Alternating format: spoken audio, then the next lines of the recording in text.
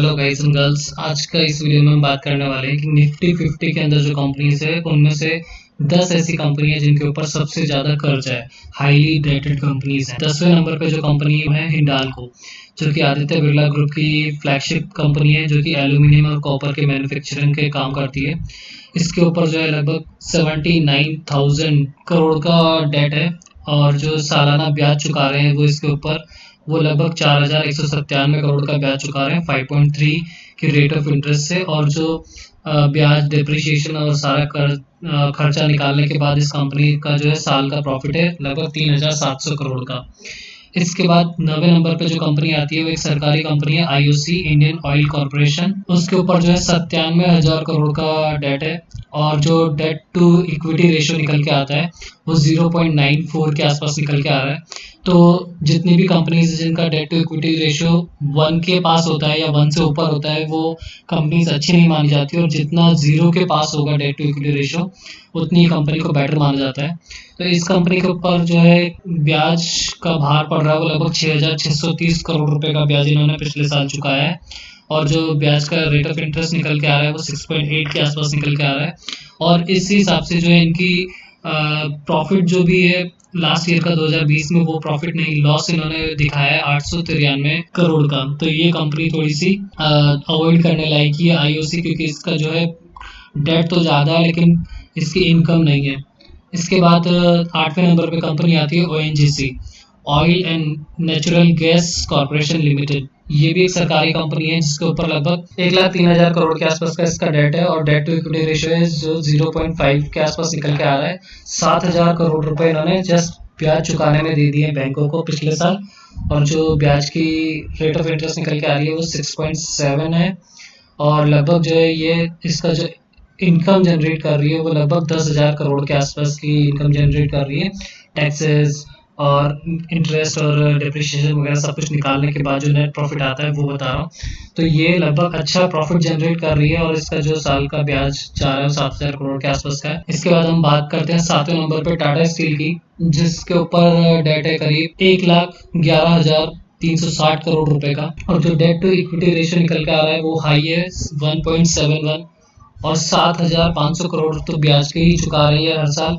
और जो ब्याज का रेट ऑफ इंटरेस्ट निकल के आ रहा है 6.7, और इस कंपनी का जो प्रॉफिट है वो सिर्फ 1,557 करोड़ है। तो इसका जो है इनकम कम है और ब्याज ज़्यादा है, तो ये भी एक तरह से रिस्की कंपनी है। इसके बाद 6ठे नंबर पे लेते हैं टाटा मोटर्स है, जिसके ऊपर जो कर्जा है वो 1,15,374 करोड़ का है, और डेट टू इक्विटी रेशियो भी 2.28 के आसपास निकल के आ रहा है। और इसका जो सालाना ब्याज जा रहा है वो 7,243 रुपए सिर्फ ब्याज के जा रहे हैं, और जो ब्याज का रेट ऑफ इंटरेस्ट निकल के आ रहा है वो 6.2 है। और इसका जो प्रॉफिट है वो कई पिछले सालों से प्रॉफिट जीरो में जा रहा है। तो टाटा मोटर्स भी जो है रिस्की कंपनी हो गई इन टर्म्स ऑफ डेट ज़्यादा है, और इसका जो प्रॉफिटेबिलिटी है वो कम है।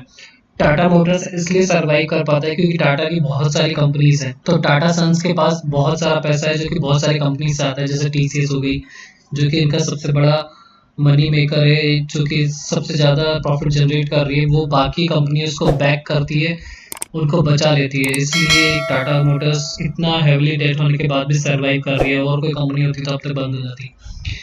इसके बाद कंपनी आती है, उसका नाम है पावर ग्रिड, जो कि एक सरकारी कंपनी है, लेकिन इसका जो डेट है वो 1,36,000 करोड़ के आसपास है, और डेट टू इक्विटी रेशियो भी इसका हाई दिख रहा है 2.01 के आसपास दिख रहा है।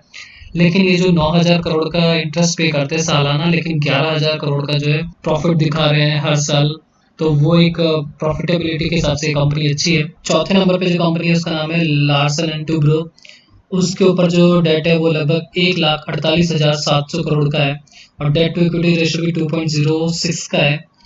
और ये जो कंपनी है वो 11,000 करोड़ रुपए सालाना ब्याज के हिसाब से चुका रही है, और रेट ऑफ इंटरेस्ट निकल के आ रहा है 7.4 का। और इसका जो प्रॉफिटेबिलिटी है सब कुछ निकालने के बाद वो नेट प्रॉफिट निकल के आ रहा है 9,000 करोड़ का। तो ये फिर भी ठीक ठाक कंपनी है, इसके ऊपर हाईली डेट है, लेकिन इस कंपनी के पास प्रोजेक्ट्स बहुत सारे हैं, बहुत सारा काम। ये जो इंफ्रास्ट्रक्चर के क्षेत्र की दिग्गज कंपनी है, जो इसने यूनिटी ऑफ स्टेच्यू बनाया है, और बहुत सारे रेलवे के प्रोजेक्ट्स में काम कर रही है, जैसे कि आपका बुलेट ट्रेन का प्रोजेक्ट हो गया है। इसके बाद नाम आता है तीसरे नंबर पर भारतीय एयरटेल का, जिसके ऊपर 60,000 के आसपास का डेट है और डेट टू इक्विटी रेशियो भी 2.69 है। तो ये साल के 13,000 करोड़ रुपए जो है सालाना ब्याज में चुका रहे हैं और लगभग 9% का इनका रेट ऑफ इंटरेस्ट निकल के आता है।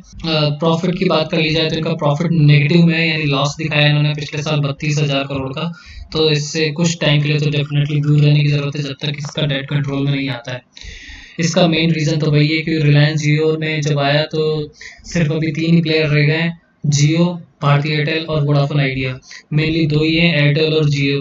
वोडाफोन आइडिया की हालत तो और भी ज़्यादा खराब है भारती एयरटेल से, क्योंकि वो टॉप 50 में नहीं है, निफ्टी 50 में नहीं है, इसलिए मैंने इसको कंसीडर नहीं किया इस वीडियो में। अदरवाइज उसके ऊपर भी लगभग 1,50,000 के आसपास का इसका डेट है और उसका जो डेट टू इक्विटी रेशियो तो और हाई है और उसका जो है परफॉर्मेंस और भी पुअर है।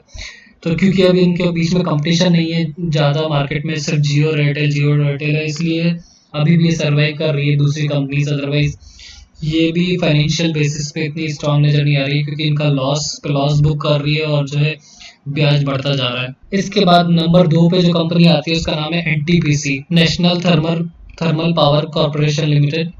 इसके ऊपर जो डेट है वो लगभग 1,97,000 करोड़ का डेट है और डेट टू इक्विटी रेशियो निकल के आता है 1.61।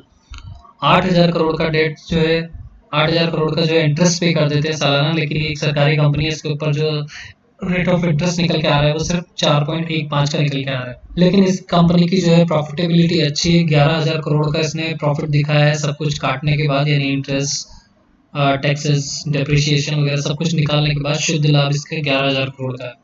तो इस तरह से सर्वाइव कर रही है कंपनी। नंबर 1 पे जो कंपनी आती है वो रिलायंस इंडस्ट्रीज लिमिटेड है। उसके ऊपर लगभग कंसोलिडेटेड उसकी जो बुक से डेट का फिगर निकल के आ रहा है वो है 2,55,000 करोड़ का, जो कि इसका डेट टू इक्विटी रेशियो 0.42 बनाता है। और इसका जो लास्ट ईयर में उन्होंने 22,000 करोड़ का सालाना ब्याज चुकाया है और 8% के हिसाब से निकल के आ रहा है। लेकिन इस कंपनी का जो प्रॉफिटेबिलिटी है वो लगभग 40,000 करोड़ की प्रॉफिट कमाती है सारा कुछ निकालने के बाद। लेकिन अभी इस कंपनी में एक पॉइंट सबसे इंटरेस्टिंग ये है कि नेक्स्ट ईयर 2021 की मार्च 2021 में इसकी जो बैलेंस शीट या एनुअल रिपोर्ट निकल के आएगी उसमें देखना इंटरेस्टिंग होगा, क्योंकि अंबानी जी ने इस साल जो जून में इनकी पब्लिश हुई थी एनुअल रिपोर्ट मार्च 2020 की, उसमें इन्होंने कहा है कि इन्होंने जो राइट्स इश्यू लेके आए थे मार्च से जून के क्वार्टर के बीच में, वहां से 53,000 करोड़ रुपए पब्लिक से इन्होंने जुटाए हैं। जियो प्लेटफॉर्म्स को जो है global players like Facebook, Google, इन सबको बेचने के बाद 1,15,000 करोड़ वहां से जुटाए हैं बड़े बड़े इन्वेस्टर्स से बाहर के, और राइट्स इश्यू से 53,000 करोड़ जुटाए थे।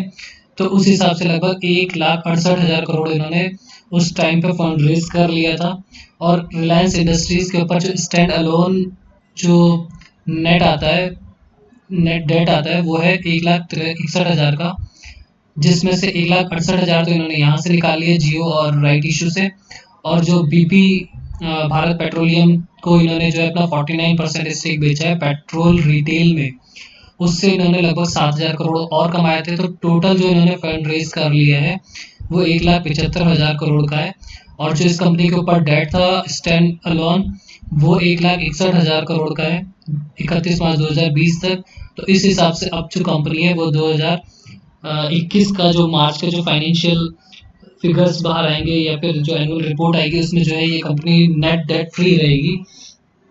लेकिन इसमें बात ये है कि इसमें जो कंपनी के ऊपर डेट था 2,55,000 करोड़ का, उसमें से स्टैंड अलोन जो दिखाया है वो 1,61,000 का है, यानी बाकी जो इसकी और कंपनीज है, सब्सिडरीज कंपनीज है, उनके ऊपर कुछ डेट है, तो वो जो है अभी भी उनके ऊपर डेट रहेगा। तो वो सब बातें हमको इस कमिंग फाइनेंशियल ईयर में क्लियर हो पाएंगी जब इसकी एनुअल रिपोर्ट्स हमारे पास सामने आएंगी इस क्वार्टर के ख़त्म होने के बाद।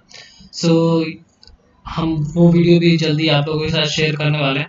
अगर ये वीडियो आपको अच्छा लगा तो please subscribe my channel and thanks for watching. Bye bye.